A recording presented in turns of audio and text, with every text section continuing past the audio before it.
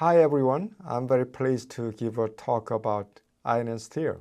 Steel, by far the most important, multifunctional and most adaptive of materials, plays a major role in our lives.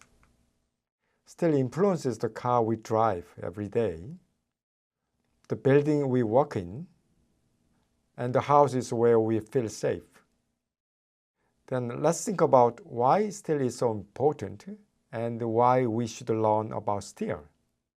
Steel is a frequently gold standard, against which emerging structural materials such as composite materials, polymer, and cement, and other elements like aluminum, magnesium, nickel, titanium, and compared.